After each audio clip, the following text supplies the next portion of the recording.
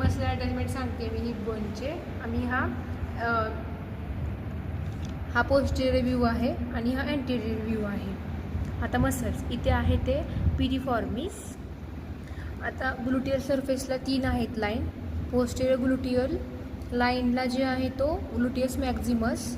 Anterior ग्लुटियल लाईनला जो आहे तो ग्लुटियस मीडियसचं ओरिजिन आहे. आणि इन्फिरियर ग्लुटियल लाईनला जे आहे ते ग्लुटियस मिनिमसचं ओरिजिन आहे. इथे पिरिफॉर्मिस, इथे लॅटिसमस डॉर्सा आहे, इथे इंटरनल ऑब्लिक मसल आणि एक्सटर्नल ऑब्लिक मसल. आणि हा जो आहे तो अँटेरियर सुपेरियर इलियाक स्पाईन, इथे सार्टोरियसचं ओरिजिन आहे.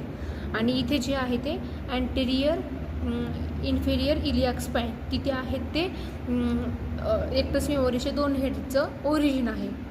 Straight head of rectus femoris आणि reflected head of rectus femoris. त्यानंतर इथे जे अटॅचमेंट आहे जसं की हे आहे आपलं हे आहे ते प्युबिस आहे.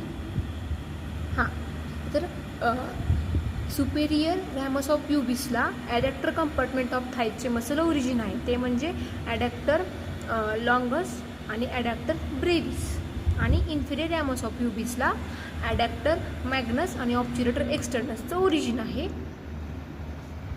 आणि हॅमस्ट्रिंग हे पोस्टेरियरला असतं आपल्या थाईजच्या. मग ऑल्सो हा आपला पोस्टेरियर व्ह्यू आहे हिप बोनचा.